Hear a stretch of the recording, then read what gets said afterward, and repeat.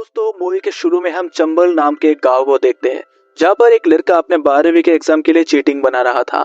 और ये लड़का इस मूवी का मेन लीड होता है जिसका नाम मनोज कुमार शर्मा होता है। और ये सच्ची कहानी तब से शुरू होता है जब से मनोज के पिता को उनके जॉब से निकाल दिया जाता है। दरअसल एक दिन जब उनके सीनियर ऑफिसर ने उन्हें कहा कि फाइल पे अभी तक सिग्नेचर क्यों नहीं हुआ, तो उन्होंने कह दिया कि ये काम अभी तक हुआ ही नहीं, तो फिर मैं इस पे कैसे सिग्नेचर कर दूं। असल में ये करप्शन वाले काम मुझसे नहीं हो पाएगा, ये कहते हुए उन्होंने अपने सीनियर ऑफिसर के मुंह पर चप्पल से मार दिया और फिर वो अपने घर आ गए। रात को डिनर करते हुए मनोज के पिता एक डिसीजन लेते हैं कि वो हाई कोर्ट जाएंगे, लेकिन अगर वो चले जाएंगे तो उनका घर कैसे चलेगा। फिर सीन चेंज होता है और अगले दिन मनोज का एग्जाम होता है और उनके गांव में जो स्कूल है वो उसी गांव के विधायक का है जो खुद बच्चों को चीटिंग कराता है। फिर जब एग्जाम शुरू होता है तभी अचानक इस एरिया का नया डीएसपी स्कूल पर आ जाता है और वो ये सब देख लेता है और इसीलिए स्कूल के प्रिंसिपल डीएसपी को चुप कराने के लिए उसे घूस देते हैं। लेकिन डीएसपी ने घूस लेने के बजाय प्रिंसिपल को अरेस्ट कर लेता है और इसी के चलते पूरी 12वीं क्लास के सभी स्टूडेंट फेल हो जाते हैं। अब इस बात से मनोज के पिता को कोई फर्क नहीं पड़ता और वो चले गए अपने घर छोड़कर हाई कोर्ट। और फिर घर को चलाने के लिए मनोज और उसके भाई जुगाड़ में चले जाते हैं, लेकिन इसके सामने भी विधायक का आदमी आ जाता है और कहने लगा कि अगर वो लोग जुगाड़ चलाएंगे तो विधायक के गाड़ी पर कोई नहीं बैठेगा। और इसी बात से गुस्सा होकर मनोज के भाई ने उसके मुंह पर चप्पल से मार देता है। अब विधायक से पंगा लेना उनको भारी तो पड़ने वाला ही था। इसी के चलते विधायक ने उन दोनों भाइयों को जेल में बंद करवा देता है और यहाँ पर उन दोनों भाइयों का पुलिस के साथ बहस भी हो जाता है और वह पुलिस वाला मनोज को कह देता है कि तू क्या उखाड़ सकता है, जाकर उखाड़ ले। इसी बात पे मनोज सीधा भागकर नया डीएसपी दुशांत सिंह के घर के सामने जाकर उन्हें बुलाने लगता है और डीएसपी उसके आवाज सुनकर आकर कहते हैं कि जाओ कल सुबह आना। पर मनोज के बात से वो उसके साथ चलने पर राजी हो जाते हैं। फिर वो थाने जाकर मनोज के भाई को छुड़वाते हैं और उनकी ही गाड़ी से उन दोनों भाइयों को अपने घर पर छोड़ते हैं, जहाँ रास्ते पे जाते वक्त मनोज उनको ही देखे जा रहा था। वो डीएसपी दुशांत सिंह को देखकर इतना मोटिवेट हुआ कि वो वहीं पर फैसला कर लिया कि वो भी बड़े होकर उसके तरह ईमानदार ऑफिसर बनेगा। फिर गाड़ी से उतरकर मनोज घर जाने से पहले डीएसपी दुशांत सिंह से पूछता है कि मैं आपके तरह कैसे बनूं।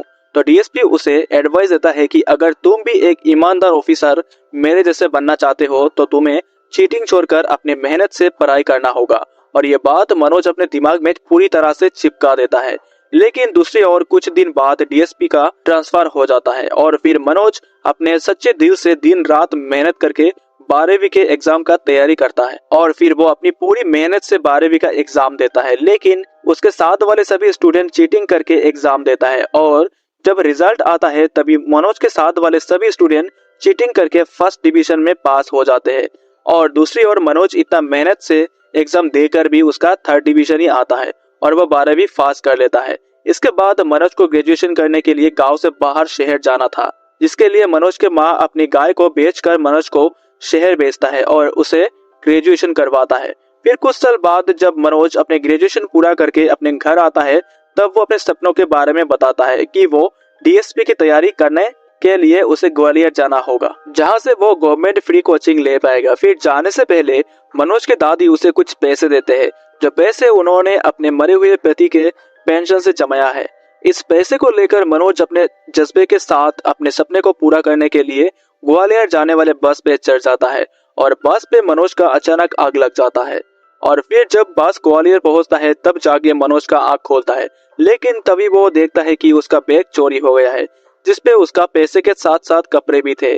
इसी के चलते वो बहुत ज्यादा परेशान हो जाता है और वो अभी ना तो घर जा सकता है और न ही कुछ कर सकता है।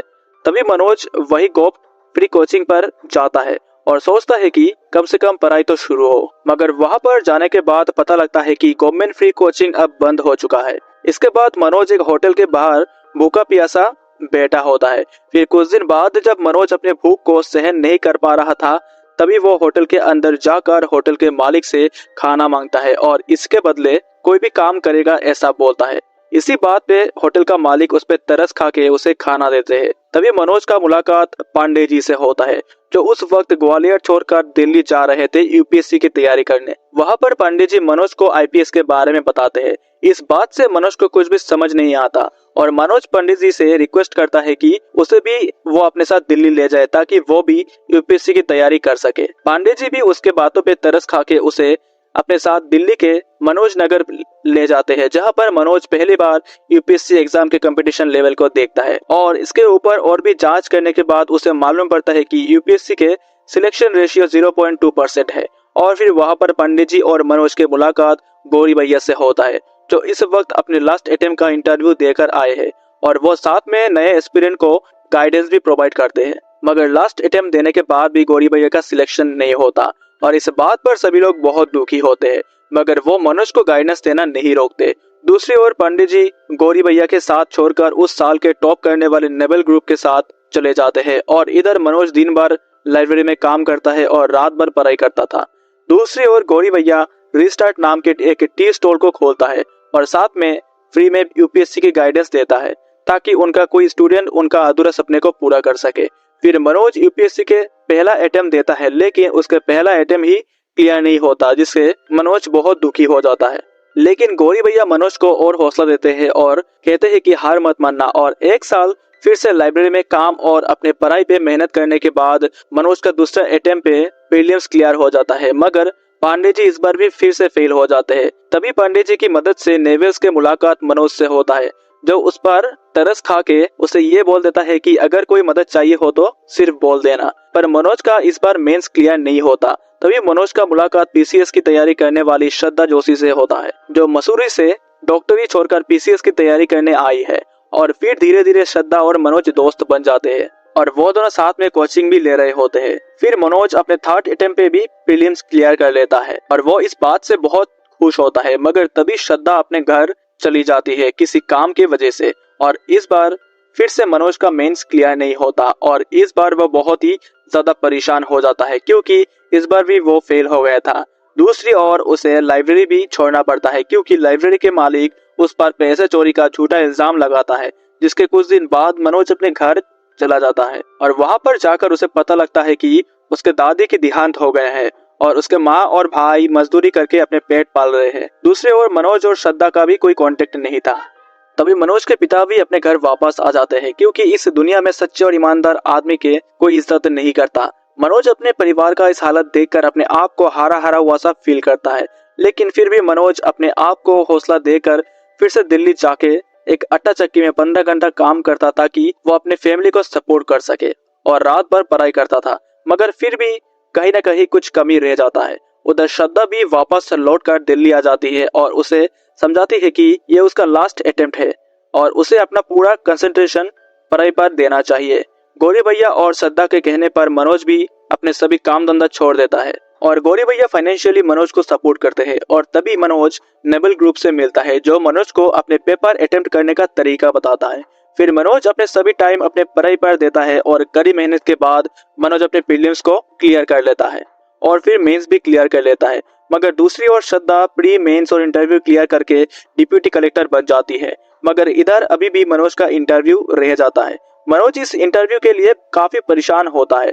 तभी श्रद्धा बताती है कि तुम जिंदगी में ऑफिसर बनो या फिर चक्की पे काम करो, मैं तुम्हारे साथ कभी नहीं छोड़ूंगा। और श्रद्धा की इस बात से वो इतना मोटिवेट होता है कि वो अपने सच्चाई और ईमानदारी से इंटरव्यू देता है और वो पास हो जाता है और वो एक आईपीएस ऑफिसर बन जाता है। और आईपीएस बनने के बाद वो डीएसपी दुष्यंत सिंह से मिलने जाता है और वो उसके सक्सेस को देखकर बहुत प्राउड फील करता है। और फिर मनोज और श्रद्धा शादी कर लेते हैं और फिर मनोज के घर पर खुशियां भी आ जाती है।